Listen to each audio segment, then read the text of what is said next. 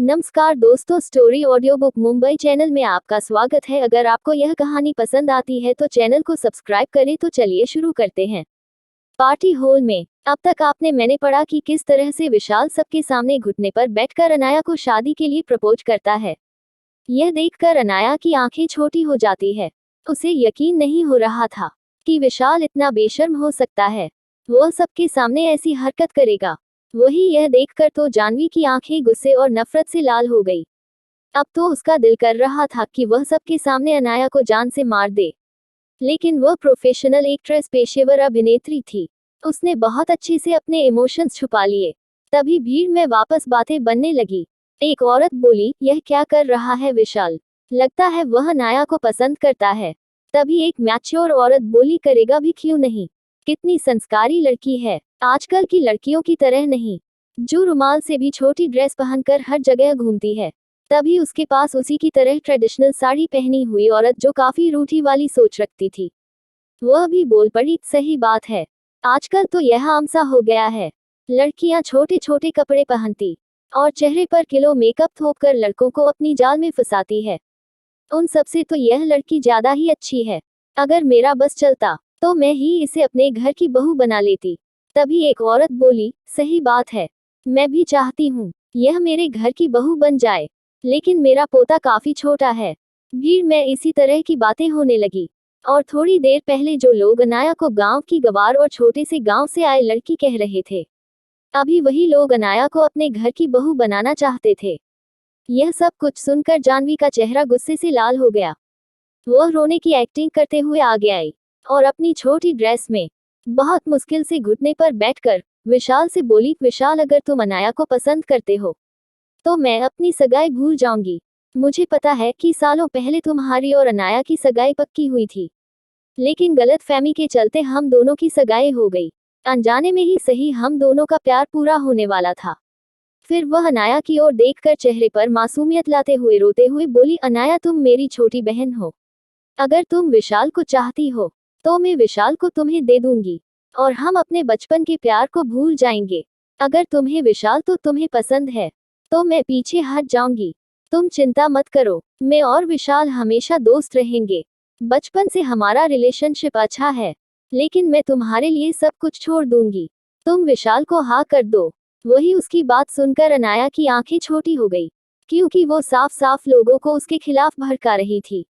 एक तरफ वो अपने और विशाल के बचपन के प्यार की दुहाई दे रही थी, वही दूसरी ओर खुद को बेचारा दिखा रही थी, जिसे भीड़ अनाया को घटिया लड़की समझे, जो जानवी से उसका प्यार छीन रही हो। तभी भीड़ से एक लड़की, जो कब से अनाया से जल रही थी, वह आगे आते हुए अनाया को घूरकर बोली, तुम कितनी बेशर्म लड़की हो। तुम्हारी बहन के पति पर ही डोरे डाल रही हो। कुछ वक्त पहले ही उसकी सगाई जानवी से हो गई है, फिर भी तुम विशाल को अपनी ओर आकर्षित कर रही हो। तभी एक लड़की, जो अनाया से जल रही थी, वह बोल पड़ी, सही बात है, सच में तुम गांव के गवार हो। तुम्हें तो इस बात का भी लिहाज नहीं है कि जानवी तुम्हारी बहन है। उसने तुम्हारे लिए क्या कुछ नहीं किया और तुम उसी के पति को चुराने की कोशिश कर रही हो। थोड़ी ही देर में भीड़ का मंतव्य बदल गया। हर कोई अनाया को कोरने लगा। यह बात अनाया भी समझ चुकी थी कि जानवी यह सब कुछ जानबूझकर किया है। उसने गहरी सांस ली, फिर गंभीर होकर, परेशान होकर सब ओर देखकर एक्टिंग करते हुए बोली, मिस्टर मेहता, आपको जरूर कोई गलतफहमी हुई है। मैंने आपको पहली बार उस दिन देखा था जिस दिन आपकी और मेरी बड़ी बहन की सगाई हुई थी, और आपको यह शोभा नहीं देता कि आप अपने ही होने वाले बीवी की छोटी बहन को प्रपोज करें। आपकी वजह से भीड़ में सभी लोगों को गलतफहमी हो रही है। वैसे भी हम लोग एक दूसरे को अच्छे से नहीं जानते हैं, तो अच्छा होगा आप मुझसे दूर रहे और भीड़ में ज्यादा गलतफहमी ना बनाएं। वही उसकी बात सुनकर विशाल की मुठिया कट जाती है। उसे जानवी पर भी गुस्सा आ रहा था, क्योंकि उसे लग रहा था कि जानवी के बोलने से ही अनाया उसे रिजेक्ट किया है। वह गुस्से से एक बार जानवी को घूरता है और गुस्से में चिल्लाते हुए बोला, तुम क्या बकवास कर रही हो? और मैंने कब कहा कि तुम मेरी गर्लफ्रेंड थी और हम दोनों एक दूसरे से प्यार करते हैं? वैसे भी सालों पहले गीता आंटी ने और मेरी मॉम ने मेरी और अनाया की सगाई की थी। तुम्हारे परिवार की धोखे की वजह से हम दोनों की सगाई हुई है। तुम यह भी कह सकते हो कि तुम लोगों की घटिया साजिश की वजह से हम दोनों की सगाई हुई है। मैं नहीं मानता इस सगाई को। मैंने तब भी कहा था कि यह सगाई मेरे लिए मायने नहीं रखती, फिर भी तुम इस तरह की अफवाह फैला रही हो।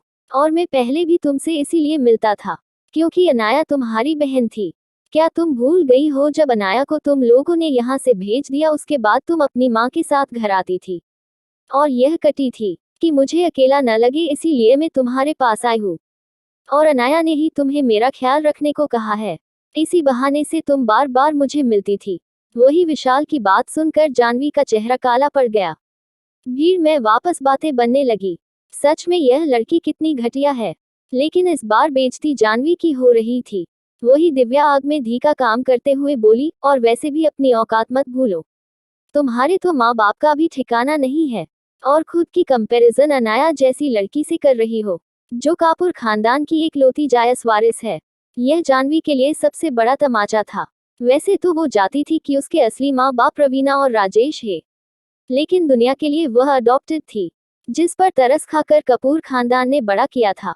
यह सब सुन जाह्नवी को भी गुस्सा आता है। तभी जो लड़की अनाया से जल रही थी, वह आगे आते हुए अनाया की इंसल्ट करके बोली, पता नहीं तुम लोग क्यों इस लड़की का साथ दे रहे हो। इसकी परवरिश एक से छोटे से गांव में हुई है। उसके पास ना ही एजुकेशन है, ना ही उसे सोसाइटी में उठना बैठना आता है, और तुम ऐसी लड़की की तुलना जाह्नवी जैसी लड़की से कर रही हो। वह बहुत अच्छी एक्ट्रेस है, वह वेल एजुकेटेड है, और उसकी परवरिश कपूर खानदान में ही हुई है। तो तुम लोगों को नहीं लगता कि तुम लोग कुछ ज्यादा ही बकवास कर रहे हो?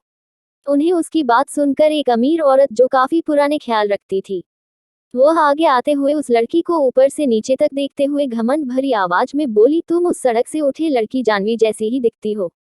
कपड़े नैपकिन से छोटे, और सोच उससे भी ज्यादा छोटी। पढ़ाई लिखाई होने से कोई अपने संस्कार नहीं भूल जाता है। यहाँ नजरें घुमा कर देखो, कौन सी औरत तुम्हें अनाया से ज्यादा अच्छी नजर आती है?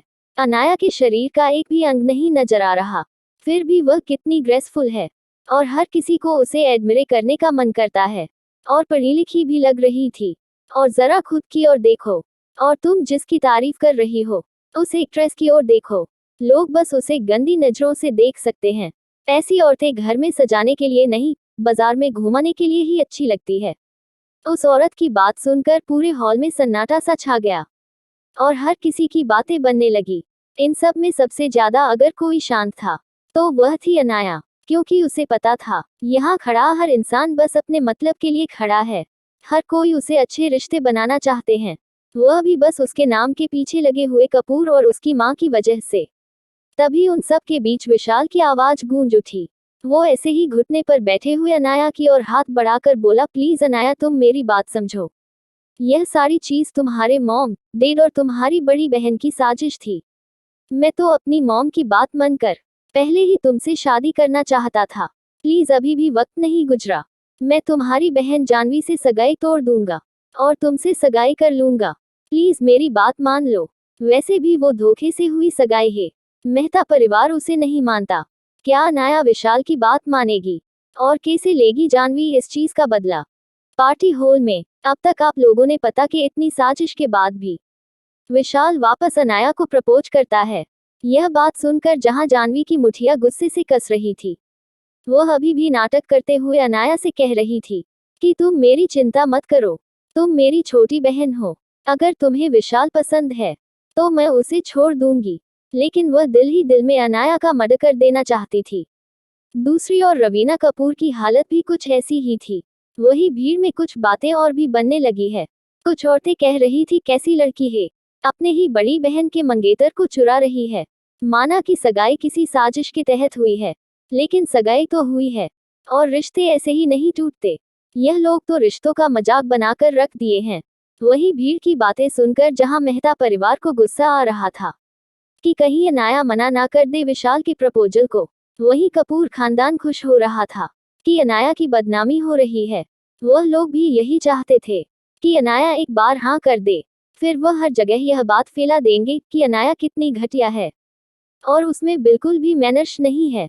लेकिन उन लोगों की ख्यालों पर पानी फिराते हुए अनाया मासूम सी शक्ल बनाकर 2 कदम पीछे हट जाती है, और विशाल से एक प्रॉपर दूरी बनाने के बाद बिना किसी इमोशन के बोली, मिस्टर विशाल, मैं मानती हूँ कि सालों पहले मेरी मॉम और आपकी मॉम ने सगाई पक्की की थी, और वह चाहती थी हमारी शादी हो, लेकिन अभी मेरी बहन आपको पसंद करती है। मैंने काफी जगह सुना है कि आप लोग काफी सालों से रिलेशन में है और अब किसी तरह से आपकी सगाई भी हो गई है। मैं नहीं चाहती कि लोग मेरे बारे में गलत सोच रखे। वैसे भी आप दोनों पढ़े लिखे लोग हैं, आप लोग एक ही कल्चर से आते हैं, तो अच्छा होगा कि आप लोग अपने रिश्ते में आगे बढ़े। और वैसे भी हम लोगों के बीच कुछ भी समान एक जैसा नहीं है। मैं छोटे से गांव में पली बड़ी हूँ। मैं आपके परिवार में आपके मुताबिक एडजस्टमेंट अनुकूलन ना रह पाऊँ, लेकिन यह काम जानवी कर सकती है, तो अच्छा होगा कि आप मुझे बदनाम ना करें। वैसे भी मैं तो सगाई वाले दिन ही आपको पहली बार मिली थी, इसीलिए अच्छा होगा कि बाहर यह बात न फैलाएं कि हम पहले से एक दूसरे को जानते हैं। इतना बोलकर वह खामोश हो गई। वही उसकी पूरी बात सुनकर आसपास के लोग उसकी तारीफ करने लगे और मेहता परिवार को बेशर्म और कपूर खानदान को घटिया कहने लगे, क्योंकि उन लोगों की साजिश की वजह से अनाया को कितनी प्रॉब्लम हो रही थी। वही भीड़ का माहौल इस तरह से बदलता है देख मेहता परिवार को गुस्सा आया, लेकिन वह लोग कुछ कर नहीं सकते थे। वही कपूर खानदान भी अंदर ही अंदर गुस्से में था, क्योंकि उन लोगों की चाल थी अनाया को सबके सामने नीचा दिखाना, ताकि धीरे धीमे करके वह कंपनी के शेयर होल्डर को अपनी ओर कर सके।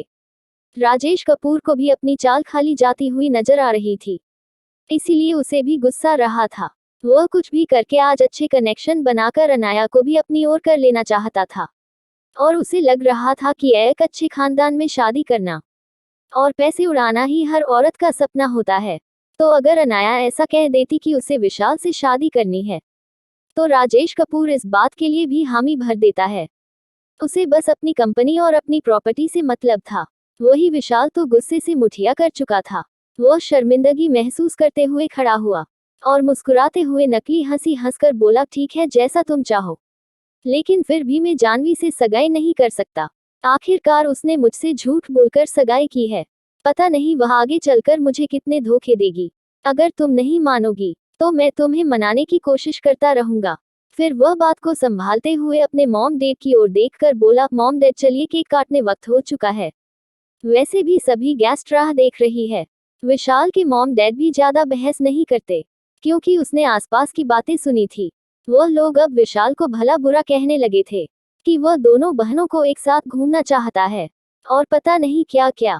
ऐसी अब बातें वह विशाल के बारे में बोल रहे थे। विशाल को बातों से ज्यादा अनाया से गुस्सा रहा था।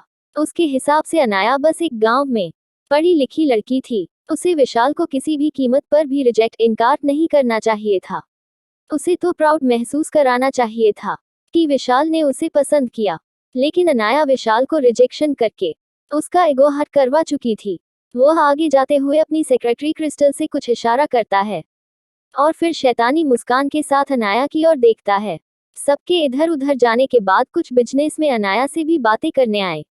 राजेश कपूर यह अच्छा मौका लगा, इसीलिए वह भी अनाया के पास जाकर ही खड़ा हो गया ताकि वह उन लोगों से कनेक्शन बना सके। हालांकि उन लोगों ने बिल्कुल ही राजेश कपूर को इग्नोर कर दिया, जैसे वह वहां खड़ा ही ना हो। लेकिन फिर भी बेशर्म की तरह वहां खड़ा रहा और जानबूझकर बीच बीच में अनाया को इंटरप्ट करता रहा, जैसे अनाया नादान है, उसे कुछ आता जाता नहीं है, उसे तो ढंग से पढ़ना लिखाया भी नहीं आता, वह एक गवार है। उसका बिहेवियर बिल्कुल ऐसा ही था जैसे उन लोगों को अनाया से ज्यादा राजेश कपूर से बातें करनी चाहिए थी। वही अनाया भी उसकी यह हड़बड़ा बेचैनी देख रही थी, लेकिन उसे यह सब कुछ देखकर मजा आ रहा था। पिछले जन्म में भी राजेश कपूर उसे कहीं पर भी लेकर नहीं जाता था।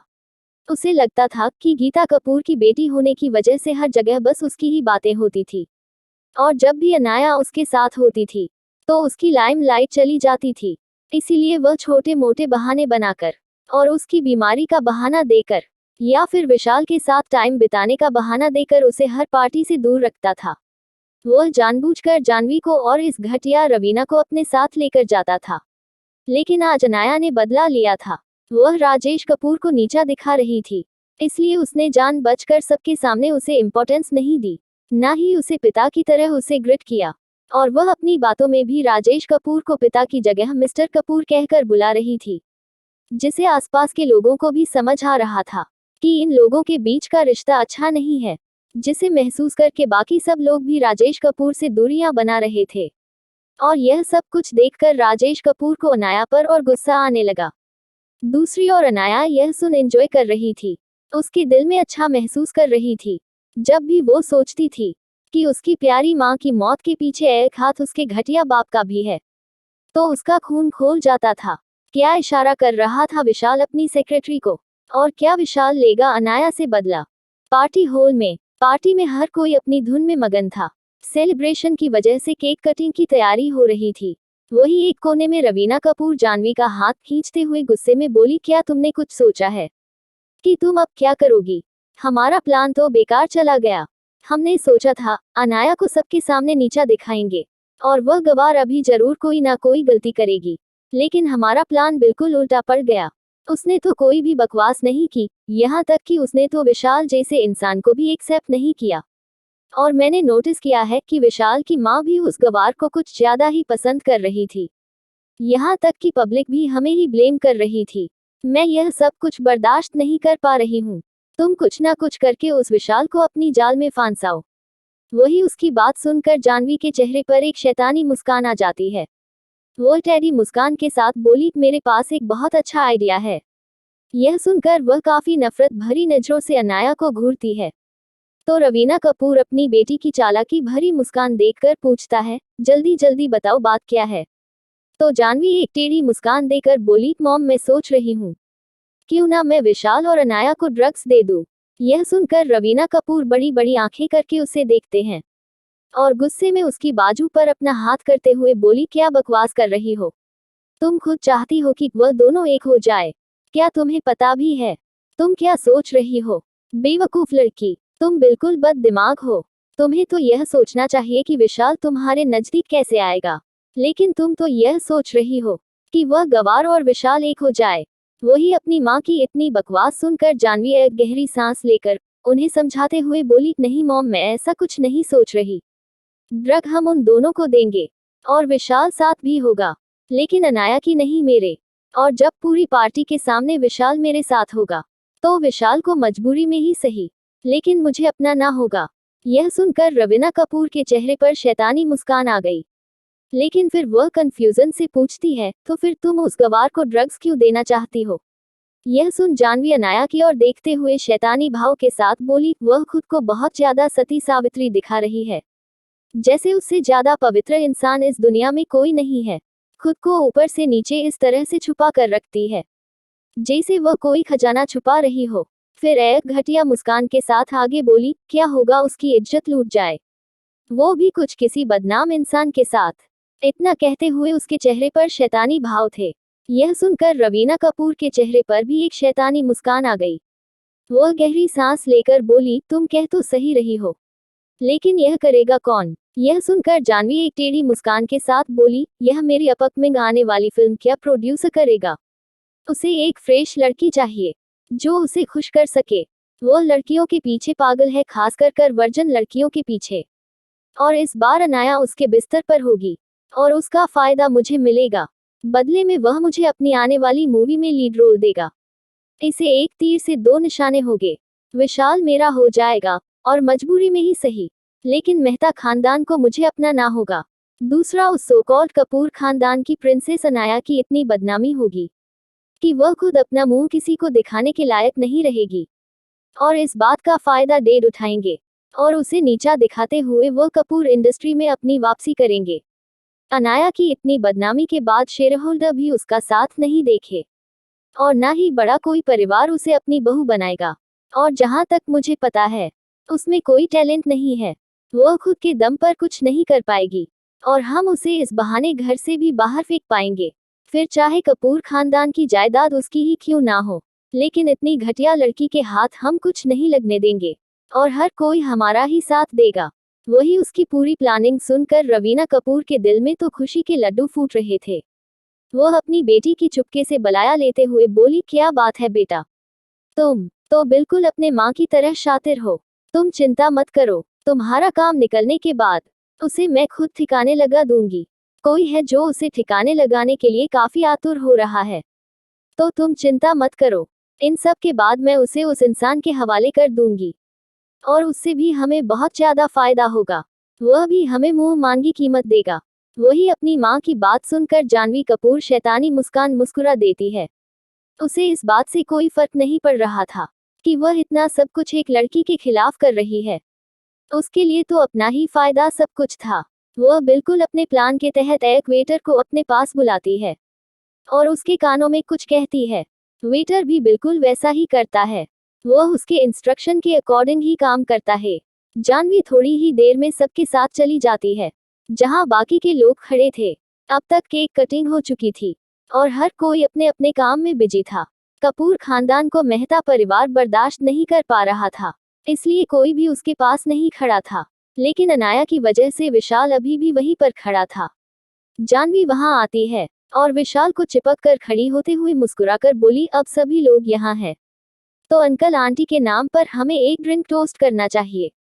इतना बोलकर वह एक वेटर को कुछ इशारा करती है। वही वेटर जिसे पहले ही सारे इंस्ट्रक्शन दे दिए थे, वह वहां पर 3 गिलास वाइन के लेकर आता है। वही वाइन को देखकर जानवी एक गिलास उठाकर विशाल को दे देती है और दूसरा अनाया की ओर बढ़ा देती है। लेकिन अनाया, जिसने पहले ही उसकी आंखों में अजीब सी चमक देख ली थी, वह मुस्कुराकर बिना किसी इमोशन के बोली, मिस जानवी मुझे ड्रिंक करना पसंद नहीं है, आप ही लोग कीजिए। इतना बोलकर वह एक्सक्यूज करके जाना चाहती थी, लेकिन तभी जानवी उसकी बात सुनकर मुस्कुराकर बोली, अनाया इसे शराब नहीं कहते, यह बस एक वाइन है, जैसे फ्रूट जूस, तुम उसे पी सकती हो। तुम गांव में रही हो इसीलिए तुम्हें इस बारे में पता नहीं होगा। वही उसकी बात सुनकर अनाया उसे आंखें छोटी करके देखते हुए बोली, मिस जानवी मुझे पता है कि आप यहाँ की सोसाइटी में पली बड़ी है, लेकिन मुझे मेरे मास्टर ने पहले से ही सिखाया है कि नशा चाहे शराब का हो या फिर फलों के रस का, वह सेहत के लिए हानिकारक होता है और मुझे शराब पीने का शौक नहीं है, इसलिए आप लोग ही पी लीजिए। उसकी बात सुन आसपास के लोग जानवी पर हंसने लगे और अनाया की तारीफ करने लगे। वही अपने प्लान को फेल होता देख जानवी की मुठिया कट जाती है। तभी रवीना कपूर वहां आते हुए मुस्कुराकर बोली, तुमने सही कहा बेटा, तुम एक काम करो, तुम उस वाइन को नीचे रख दो, इसे तुम्हें पीने की जरूरत नहीं है। इतना बोलकर वह वाइन उठाकर उस ट्रे में वापस रख देती है और अपने हाथ में पकड़े हुए जूस के गिलास को आगे बढ़ाते हुए बोली, तुम इसे पी लो, यह तुम्हारे बिल्कुल सही है रहा जूस। इतना बोलकर वो शैतानी मुस्कान देती है। क्या चाल चल रही है रवीना कपूर, और क्या होगा अनाया के साथ आगे। पार्टी हॉल में अब तक आप लोगों ने पढ़ा कि जानवी अपनी चाल के तहत अनाया को वाइन देती है, लेकिन अनाया वाइन पीने से मना कर देती है, तो रवीना कपूर उसे जूस ऑफर करती है। हर कोई बस उसे ही देख रहा था। अनाया जानती थी कि अगर उसने जूस नहीं पिया तो हर कोई उसे ही गलत समझेगा। वैसे भी जूस पीना कोई खराबी नहीं है, लेकिन अनाया जानती थी कि रवीना कपूर उसकी इतनी चिंता नहीं कर सकती। उसने जब से पिछले जन्म में इस माँ बेटी ने उसे ड्रग्स दिया था और अलग अलग दवाएं देकर उसे बीमा किया था, तब से ही लोगों पर यकीन करना छोड़ दिया था। वह हर बार अपने दिल की ही सुनती थी, इसीलिए वह कभी किसी के हाथ की कोई भी चीज खाती पीती नहीं थी। लेकिन यहाँ पर बात अलग थी। यहाँ पर वह पब्लिक के सामने थी और वह इस तरह से रवीना कपूर के हाथ से ड्रिंक मना नहीं कर सकती थी। लेकिन वह इस बात से खुश भी थी कि रवीना कपूर कुछ भी कर ले, लेकिन उसे नशे में नहीं कर सकती थी, क्योंकि उसने इतने करीब मेहनत की थी। वह वर्ल्ड की नंबर 1 मेंटालिस्ट थी। अपने दिमाग को इतना शांत और अपने शरीर को इतना स्थिर करने के लिए उसने काफी फिजिकल और मेंटली ट्रेनिंग की थी। उसका नतीजा यह हुआ कि अब छोटे मोटे जहर और छोटी मोटी ड्रग्स उसकी बॉडी पर इतना इफेक्ट नहीं देते कि वह खुद को संभाल ही ना पाए। वह जानती थी कि वह कुछ घंटे तक तो उसे संभाल ही सकती है, उसके बाद वह किसी को इन्फॉर्म करके एंटीडोट ड्रग प्रतिकारक मंगव लेती है। यही सोचकर वह ड्रिंक हाथ में लेती है और उसी वेटर के ट्रे से एक और ग्लास ड्रिंक लेकर जानवी की ओर बढ़ाते हुए बोली, मिस जानवी अब जबकि आप टोस्ट कर रही है तो आपको भी थोड़ी सी ड्रिंक कर लेनी चाहिए, वैसे भी आप तो इसे पीती है। वही उसकी बात सुनकर जानवी ने बिना किसी हिचकिचाहट के ड्रिंक हाथ में ले लेती है। उसने इस बात पर ध्यान ही नहीं दिया कि अनाया ने चालाकी से उसे ग्लास को उठा लिया, जो ग्लास वह अनाया को ऑफर कर रही थी, यानी कि वही ड्रग्स वाला ग्लास। लेकिन वह इस बात से अनजान ग्लास को टोस्ट करने के लिए आगे बढ़ती है और विशाल और अनाया के ग्लास के साथ टकराते हुए बोली, चीयर्स फॉर अंकल आंटी। यह जाम अंकल आंटी के नाम, और एक ही साथ में अपनी अपनी ड्रिंक खाली कर लेते हैं। वही ड्रिंक पीते ही अनाया, जो मेडिकल की दुनिया में एक जाना माना नाम थी, वो समझ गई कि उसे क्या दिया गया है। वह अपनी आंखें छोटी करते हुए उन माँ बेटी को देखती है, क्योंकि वह समझ गई थी कि उसे जो ड्रग दिया गया है वह काफी स्ट्रॉन्ग है, और यहाँ तक कि इसमें ड्रग्स की मात्रा भी काफी ज्यादा थी। वह अब कुछ न कुछ करके यहाँ से बाहर जाने का तरीका खोज रही थी। वह जानती थी कि वह यहाँ पर ज्यादा वक्त रुक नहीं पाएगी, क्योंकि स्ट्रॉन्ग डोज की वजह से वो थोड़ी देर में अपने शरीर से कंट्रोल खो सकती थी। उसने खुद को कंट्रोल में लाने के लिए बार काउंटर की ओर बढ़ गई, क्योंकि वह एक मेडिकल जीनियस थी और यहाँ तक कि वह दवाइयों पर रिसर्च भी करती थी, तो उसे पता था कि इस ड्रग से निजात पाने के लिए उसे क्या करना होगा। उसने काउंटर पर जाकर वहां पर खड़े बारटेंडर से कहा, मुझे एक स्ट्रॉन्ग लेमन पानी चाहिए, वह भी नॉन अल्कोहलिक और एसिटिक स्पार्कलिंग वाटर। वही उसकी अजीब ड्रिंक सुनकर एक पल के लिए तो बारटेंडर भी उसे देखता रह गया, क्योंकि इतनी अजीब ड्रिंक की डिमांड कभी किसी ने नहीं की थी। जाहिर सी बात थी कि खट्टा लेमन पानी, उसमें भी एक्स्ट्रा एसिडिक स्पार्कलिंग वाटर, वो ड्रिंक इतनी खट्टी हो जाएगी कि कोई उसे पी भी नहीं पाता। लेकिन अनाया ने जानबूझकर उसे ऑर्डर किया, क्योंकि वह जानती थी कि किसी भी नशे की चीज में राहत पाने के लिए उसे होश में रहना होगा, और इतनी खट्टी चीज ड्रग के साथ साइड इफेक्ट देगी और उसके सिर में तेज दर्द उठेगा, जिससे वह खुद को होश में रख पाएगी और उसके साथ कुछ गलत नहीं होगा।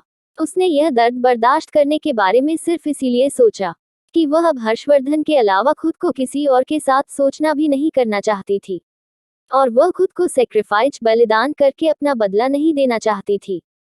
उसे पता था कि यह दर्द असहनीय होगा, जिससे वह खुद को होश में रख पाएगी, और तब तक वह किसी को कांटेक्ट करने की कोशिश करेगी। दूसरी ओर वह वेटर ड्रिंक बनाने लगता है। थोड़ी ही देर में वह ड्रिंक का ग्लास अनाया के आगे कर देता है। अनाया एक ही झटके में वह पूरी ड्रिंक पी जाती है। उसने और किसी चीज पर ध्यान नहीं दिया और खुद को सेफ रखने के लिए पार्टी हॉल से होटल के ही किसी कमरे में जाने के लिए बढ़ जाती है, जहां वह खुद को बचा सके। जब तक हर्षवर्धन आए तब तक उसे खुद को सेफ रखना होगा। वह ऐसे ही नशे की हालत में लड़खड़ाते हुए वहां के वीआईपी एरिया में चली जाती है। वह चलते हुए अपनी वॉच को बार बार एक्टिवेट करके हर्षवर्धन को कॉल लगाने की कोशिश कर रही थी। उसने 2-3 बार रोबोट रेम को कमांड देने की भी कोशिश की, लेकिन उसकी लड़खड़ाती आवाज से रोबोट रेम कमांड एक्सेप्ट नहीं कर रहा था। दूसरी ओर अपनी ऑफिस में बैठा हुआ हर्षवर्धन काफी परेशान था, क्योंकि काफी वक्त हो चुका था जब से अनाया गई थी। तब से उसने हर्षवर्धन को कांटेक्ट संपर्क ही नहीं किया था। वह बेचैन हो रहा था, यहाँ तक कि उसने अपनी वॉच को एक्टिवेट करके अनाया को कांटेक्ट संपर्क करने की भी कोशिश की थी, लेकिन उसकी वॉच से एक ही रोबोटिक आवाज आ रही थी कि रोबोट रेम डीएक्टिवेटेड है, वह उसे संपर्क नहीं कर पा रहा है।